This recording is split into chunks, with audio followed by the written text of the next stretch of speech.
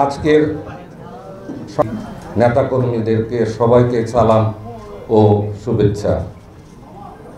আমি বক্তব্য পাঠ করলাম। আমি আপনাদের কাছে কিছু বিষয়, কিছু বিরোধী পক্ষ সোশ্যাল মিডিয়ায় এই ব্যাপারে আমি আপনাদেরকে দু একটা জিনিস ক্লিয়ার করি, তারপরে আপনারা প্রশ্ন। আপনার ব্যাখ্যা একজন ব্যবসায়ী হিসাবে আমরাও কিন্তু এরকম প্রশ্নে আমাদের সঙ্গে তাদের ছবি তুলতে হবে, ফটো আপনার মতোই এগুলি আমরা গায়ে মাখি নেই। হ্যাঁ, নারায়ণগঞ্জের এমন কোন রাজনৈতিক দল নাই যে প্রেস ক্লাবে যায় নাই, তাদের সঙ্গে আমাদের ছবি তুলে আমরা লক্ষ্য করছি 2 মাস আগে আপনাকে নমিনেশন দেওয়ার, আপনার কাকে আমরা সামনে ভোট দেবো তার সম্পর্কে জানতে চাইব। শুধু আপনি এখানে নারায়ণগঞ্জের মানুষের জন্য কাজ করার জন্য আসছি। আমার এখানে কোনো ধান্দা নাই, আমি এখানে কিছু নিতে আসি নাই। আমি সারা জীবন কিছু অর্জন যা করেছি, এখন আমি আমার নারায়ণগঞ্জের মানুষের সাথে, মানুষের জন্য, মানুষের স্বার্থে কাজ করতে চাই। সেই জিনিসটা আসলে অনেকেই চাচ্ছেন না, তাহলে এটা দুঃখজনক। বিএনপি এমন একটা বড় দল, এমন একটা বড় রাজনৈতিক পরিবার, এইখানে অনেক লোকজন আছেন, অনেকের অনেক অবদান আছে এই দলের পিছনে, দলের আন্দোলনে ত্যাগ করেছেন। হামলা মামলা, শত হামলা মামলা হয়েছে। সবারই একটা চাওয়া থাকতেই পারে দলের কাছে। তো এখানে আমি আশা করি সবাই, শুধু সাখাওয়াত ভাই না, যারা আছেন, যারা আশা করেছেন, এখানে আরও 4-5জন সংসদ সদস্য জন্য চেষ্টা করেছেন।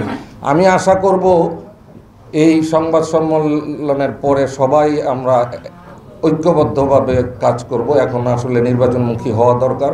আমরা যথেষ্ট সময় পার করেছি, নির্বাচন এখন দাঁড়গোড়া। আমরা আশা করব সবাই একসাথে কাজ করব ইনশাল্লাহ। আরেকটা জিনিস আপনার বলি যে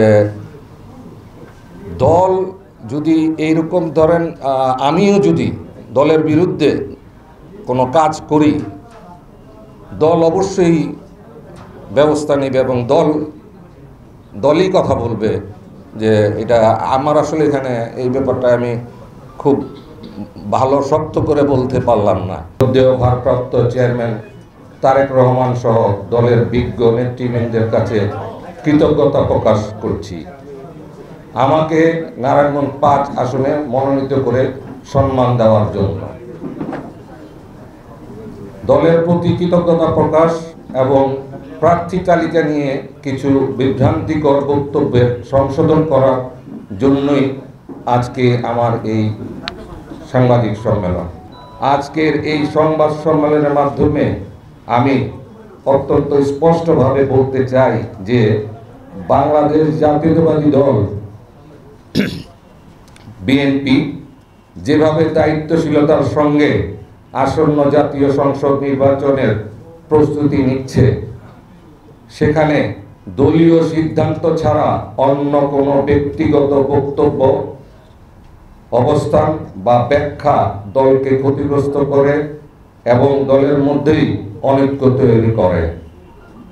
আমরা আবারও স্পষ্ট করছি যে দলের কেন্দ্রীয়ভাবে ঘোষিত প্রার্থী তালিকারই আমাদের প্রতি একমাত্র কার্যকর ও বৈধ নির্দেশনা।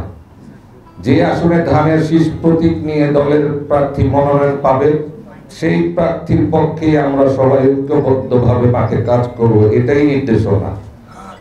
পরিশেষে বিনীত নিবেদন এই যে আসুন আমাদের নেতা শহীদ প্রেসিডেন্ট জিয়াউর রহমানের আদর্শে আপোষহীন দেশ নেত্রী ত্যাগ ও ভারপ্রাপ্ত চেয়ারম্যান তারেক রহমানের তারুণ্যে উজ্জীবিত হয়ে দেশ ও দলের ঐক্য এবং আদর্শের প্রশ্নে আমরাও আপোষহীন থাকি। আমাদের এই যাত্রায় আমরা আমাদের সবার কাঙ্ক্ষিত নতুন নারায়ণগঞ্জ নির্মাণে সংবাদ মাধ্যম এবং প্রিয় সাংবাদিকরা আমাদের পাশে থাকবেন, এটাই আমার দৃঢ় বিশ্বাস। আপনারা সবাই সুস্থ থাকবেন। তারুণ্যের ভাবনা ও প্রবীণদের অভিজ্ঞতার সংমিশ্রণে নারায়ণগঞ্জকে নিরাপদ আধুনিক ও শিক্ষা কেন্দ্রিক শহর হিসেবে গড়ে তুলতে চাই। আমরা নারী পুরুষ নির্বিশেষে ছাত্র, শিক্ষক, শ্রমিক ও পেশাজীবী সহ সকল শ্রেণীর পেশার মানুষকে সঙ্গে নিয়ে একটি ন্যায়ভিত্তিক ও সম্ভাবনাময় নতুন নারায়ণগঞ্জ গড়তে প্রতিজ্ঞাবদ্ধ। এবং দেখেন, আমাকে বিতর্কিত করার যে অপচেষ্টা চলছে, এইটা আপনার যদি এই 5ই আগস্ট না হতো তাহলে কিন্তু নারায়ণগঞ্জের সবচেয়ে বড় ক্ষতি কিন্তু আমারই হতো। এই 20-25 হাজার লোকের সংস্থান, এই ফ্যাক্টরি কিন্তু জ্বালিয়ে দেওয়ার পরিকল্পনা ওনারা করেছিলেন এবং আমাকে তৎসময়ে ডিসি মহোদয় আমাকে ডকুমেন্টও দিয়েছিলেন যে আপনি কিন্তু আমি মাসুদুজ্জামান এবং ছাত্রীদের কিছু নাম এবং ছাত্র সংগঠনের কিছু নাম এবং আরেকটা শিল্পপতির নাম, সেটা রিয়াজউদ্দিন মামুন, এবং আমার বিরুদ্ধে তারা পদক্ষেপ নেওয়ার জন্য এটা চেষ্টা করতেছে এবং এটা থামানো যাইতো না যদি 5ই আগস্ট না হইতো।